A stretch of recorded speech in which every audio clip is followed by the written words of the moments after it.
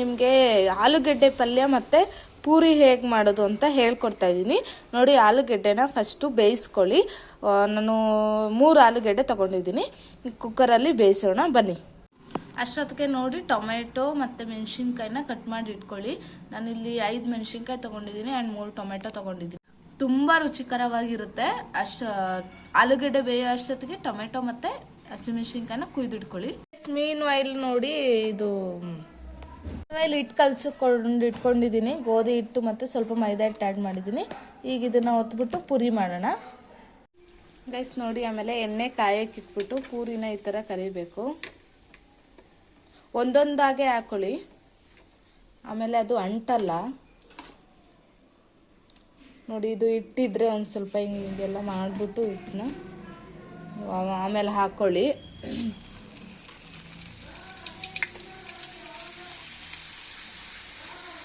ಈಗ ಬೇಗ ತಿರುವಾಕ್ಬಿಡಿ, ಆವಾಗ ಪೂರಿ ಚೆನ್ನಾಗಿ ಉಬ್ಬುತ್ತೆ ನೋಡಿ. ಈ ಥರ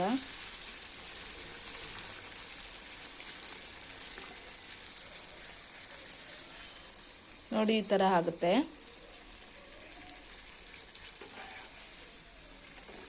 ನಾನು ಇದಕ್ಕೆ ಗೋಧಿ ಹಿಟ್ಟು ಮತ್ತು ಮೈದಾ ಹಿಟ್ಟು ತೊಗೊಂಡಿದ್ದೀನಿ. 1 ಕಪ್ ಆಫ್ ಗೋಧಿ ಹಿಟ್ಟು ತೊಗೊಂಡ್ರೆ 1/4 ಭಾಗ ಮೈದಾ ಹಿಟ್ಟು ಹಾಕ್ಕೊಳ್ಳಿ. ಆವಾಗ ಇನ್ನೂ ತುಂಬ ಚೆನ್ನಾಗಿ ಬರುತ್ತೆ ಕಲರೆಲ್ಲ. ಅದಕ್ಕೆ ಒಂದು ಸ್ವಲ್ಪ ಉಪ್ಪು ಮತ್ತು ಆಯಿಲ್ ಹಾಕೋಬಿಡಿ. ಕರ್ದಿರೋದಾದರೂ ಆಯಿತು, ಹಾಗೆ ಇರೋದಾದರೂ ಆಯಿತು ನೋಡಿ. ಈ ಥರ ಚೆನ್ನಾಗಿ ಬರುತ್ತೆ.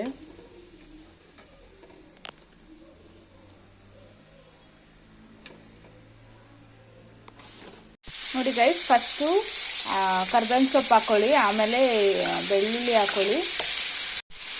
ನೋಡಿ ನಾನು ಒಟ್ಟಿಗೆ ಎಲ್ಲ ಹಾಕಿದ್ದೀನಿ. ಮೆಣಸಿನ್ಕಾಯಿ, ಆಲೂಗೆಡ್ಡೆ ಮತ್ತು ನೋಡಿ ನಾನು ಒಟ್ಟಿಗೆ ಎಲ್ಲ ಹಾಕಿದ್ದೀನಿ. ಮೆಣಸಿನ್ಕಾಯಿ, ಈರುಳ್ಳಿ ಮತ್ತು ಟೊಮ್ಯಾಟೊ. ಇದನ್ನು ಫಸ್ಟು ಚೆನ್ನಾಗಿ ಫ್ರೈ ಮಾಡ್ಕೊಳ್ಳಿ. ನೆಕ್ಸ್ಟ್ ನೀವು ಇದನ್ನು ಆ್ಯಡ್ ಮಾಡಬೇಕು. ಮುಂಚೆನೇ ಆ್ಯಡ್ ಮಾಡಿದ್ರೆ ಅದು ಚೆನ್ನಾಗಿ ಬರಲ್ಲ. ಸೊ ಫಸ್ಟ್ ಇದನ್ನೆಲ್ಲ ನೀಟಾಗಿ ಫ್ರೈ ಮಾಡ್ಕೊಳ್ಳಿ.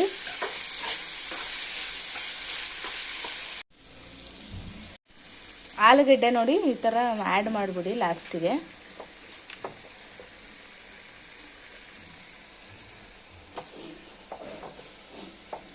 ಒಂದು ಸ್ವಲ್ಪ ಬಿಡಿಸಿ ಹಾಕಿದ್ರೆ ಚೆನ್ನಾಗಿರುತ್ತೆ ಅಂತ. ಇದನ್ನು ಮೀಡಿಯಮ್ ಫ್ಲೇಮ್ ಇಟ್ಕೊಂಡೆ ಬೇಯಿಸ್ಕೊಳ್ಳಿ. 3 ವಿಷಲ್ ಬರಬೇಕು ಆಲೂಗೆಡ್ಡೆ, ಅಲ್ಲಿ ತನಕ ನೀವು ಬೇಯಿಸ್ಕೊಂಡ್ರೆ ಚೆನ್ನಾಗಿರುತ್ತೆ ನೋಡಿ. ಫೈನಲಿ ನಮ್ಮದು ಇದು ರೆಡಿ ಆಗಿದೆ.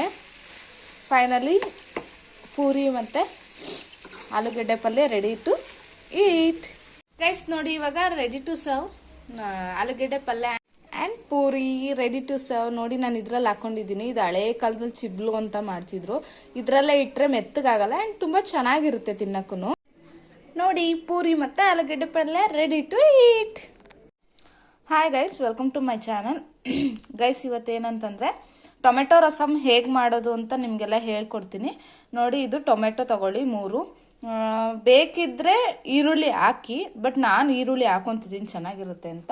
ಜೀರಿಗೆ, ಒಣಗಿದ ಮೆಣಸಿನ್ಕಾಯಿ ಆ್ಯಂಡ್ ಬೆಳ್ಳುಳ್ಳಿ.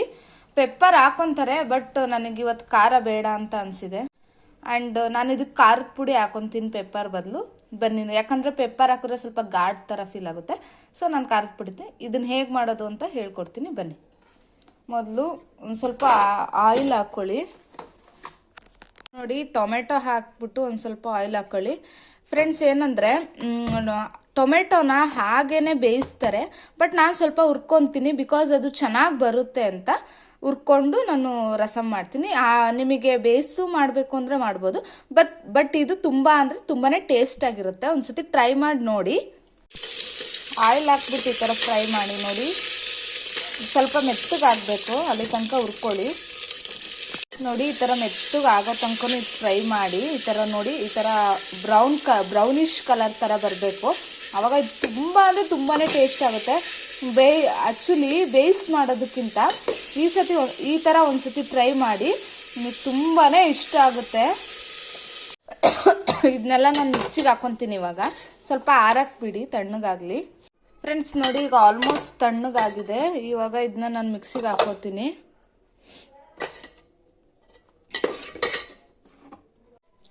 ನೋಡಿ, ನಾನಿವತ್ತು ಈಸ್ಟರ್ನ್ ಖಾರದ ಪುಡಿ ತೊಗೊಂಡಿದ್ದೀನಿ. ಇದಕ್ಕೆ ಹಾಕಿ ಚಿಲ್ಲಿ ಪೌಡರು ಆ್ಯಂಡ್ ಜೀರಿಗೆ ಹಾಕ್ಬಿಡಿ. ನಿಮಗೆ ಹಿಂಗೆ ಬೇಕಾದರೆ ಹಿಂಗೂ ಆ್ಯಡ್ ಮಾಡ್ಕೊಳ್ಳಿ, ಬಟ್ ನಾನು ಆ್ಯಡ್ ಮಾಡ್ತಾಯಿಲ್ಲ. ಇದನ್ನೆಲ್ಲ ಸೇರಿ ಮಿಕ್ಸಿ ಮಾಡ್ತೀನಿ.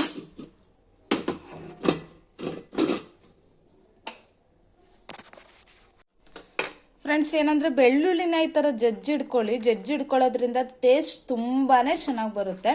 ನೀವು ರಸಮ್ಗೆ ಈರುಳ್ಳಿ ಹಾಕಬೇಕು ಅಂತಲೇ ಏನಿಲ್ಲ, ಈರುಳ್ಳಿ ಹಾಕಲಿಲ್ಲ ಅಂದರೂ ತುಂಬ ಸೂಪರಾಗಿರುತ್ತೆ.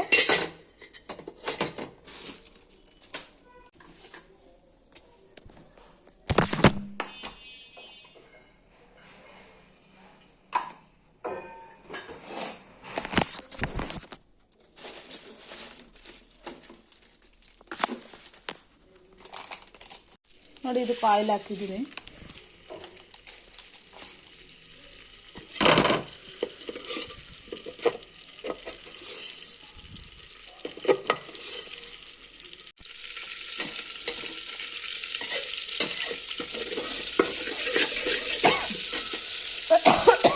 ಫ್ರೆಶ್ ಆಗಿರೋ ಕರಿಬೇವು ಆ್ಯಡ್ ಮಾಡ್ಕೊಳ್ಳಿ. ನೆಕ್ಸ್ಟ್ ಬೆಳ್ಳುಳ್ಳಿ ಹಾಕ್ಬಿಡಿ. ಆಮೇಲೆ ಒಣಮೆಣ್ಸಿನ್ಕಾಯಿ ಹಾಕಿ, ಒಣಮೆಣ್ಸಿನ್ಕಾಯಿನ ಬಿಡಿಸಿ ಹಾಕಿ ಆ್ಯಕ್ಚುಲಿ. ಆಮೇಲೆ ನೋಡಿ, ನನಗೆ ಈರುಳ್ಳಿ ಇಲ್ಲ ಅಂದರೆ ಸಾಂಬಾರೇ ತಿನ್ನೋಕ್ಕಾಗಲ್ಲ. ಸೊ ನಾನು ಈರುಳ್ಳಿ ಯಾವಾಗಲೂ ಹಾಕ್ಕೊತೀನಿ ಸಾಂಬಾರಿಗೆ. ರಸಮ್ಗೇನು ಬೇಕಾಗಿಲ್ಲ ಈರುಳ್ಳಿ, ಬಟ್ ನಾನು ಹಾಕಿದ್ದೀನಿ.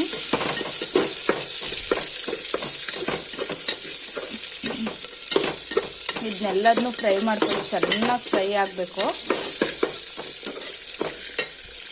ಇಷ್ಟೆಲ್ಲ ಆದಮೇಲೆ ರಸಮ್ದೇನಿರುತ್ತೋ ಅದನ್ನು ಇದಕ್ಕೆ ಹಾಕೋಬಿಡಿ. ನಾನಿದು ಒಬ್ಳಿಗೆ ಮಾಡುತ್ತಾ ಇರೋದು, ಸೊ ನಾನು ಅದಕ್ಕೆ 3 ಟೊಮೆಟೊಸ್ ತೊಗೊಂಡಿದ್ದೀನಿ. ಇಷ್ಟೆಲ್ಲ ಆದಮೇಲೆ ನಿಮಗೆ ಎಷ್ಟು ನೀರು ಬೇಕೋ ಇದಕ್ಕೆ ಆ್ಯಡ್ ಮಾಡ್ಕೊಳ್ಳಿ. ನಾನು ನೋಡಿ 1 ಕಪ್ ಆಫ್ ವಾಟರ್ ಹಾಕ್ಕೊತಾ ಇದ್ದೀನಿ ಅಷ್ಟೇ.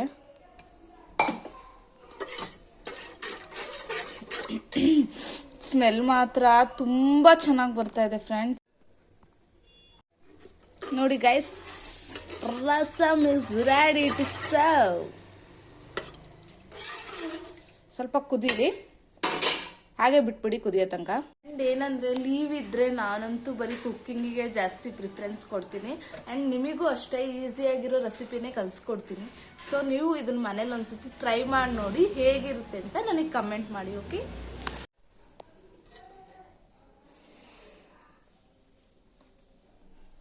ತುಂಬ ಚೆನ್ನಾಗಿದೆ ಸ್ಮೆಲ್ ಮಾತ್ರ. ನೀವು ಒಂದ್ಸತಿ ಟ್ರೈ ಮಾಡಲೇಬೇಕು. ನೋಡಿ ಗೈಸ್, ಹಬ್ಬ ಆದಮೇಲೆ ಎಲ್ಲ ನೀಟಾಗಿ ತೊಳೆದಿಡಬೇಕು. ನಿಮಗೂ ಇದೇ ಥರ ಸಿಚುಯೇಷನ್ ಇದ್ದರೆ ನನಗೆ ಕಮೆಂಟ್ ಮಾಡಿ. ನನಗಂತೂ ಇವತ್ತು ಬೆಳಗ್ಗೆಯಿಂದ ಸಾಕಾಗಿ ಹೋಗಿದೆ, ಎಲ್ಲದನ್ನು ನೀಟಾಗಿ ವಾಶ್ ಮಾಡಿ ಇಟ್ಟಿದ್ದೀನಿ.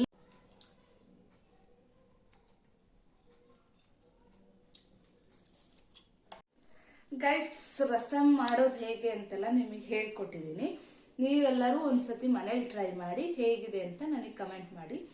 ನಿಮಗಿಲ್ಲ ಇನ್ನೊಂದು ವಿಷಯ ಹೇಳಬೇಕು, ಏನಂತಂದರೆ ಗರ್ಲ್ಸಿಗೆ ಆಲ್ಮೋಸ್ಟ್ ಹೇರ್ ಸ್ಟೈಲ್ ಯಾವ ಥರ ಇಷ್ಟ ಆಗ್ಬೋದು ಅಂತ ನನಗೆ ಹೇಳಿ. ಬಟ್ ನನಗೆ ಇದೇ ಥರ ಕಂಫರ್ಟೇಬಲ್ ಅನಿಸುತ್ತೆ. ಮನೇಲಿದ್ದಾಗಂತೂ ಈ ಹೇರ್ ಸ್ಟೈಲ್ ಬಿಟ್ಟರೆ ಬೇರೆ ಹೇರ್ ಸ್ಟೈಲ್ ಮಾಡ್ಕೊಡೋಕ್ಕೆ ಇಷ್ಟ ಆಗಲ್ಲ. ಸೊ ಎಲ್ಲ ಗರ್ಲ್ಸ್ಗೂ ಹೀಗೆ ಅನಿಸುತ್ತಾ ಅಂತ ನನಗೆ ಕಮೆಂಟ್ ಮಾಡಿ. ಆ್ಯಂಡ್ ಇವತ್ತು ಬೆಳಗ್ಗೆಯಿಂದ ಬರೀ ಕುಕ್ಕಿಂಗು ಅದು ಇದು ಅಂತಲೇ ಸಾಕಾಗಿ ಹೋಗ್ಬಿಟ್ಟಿದೆ.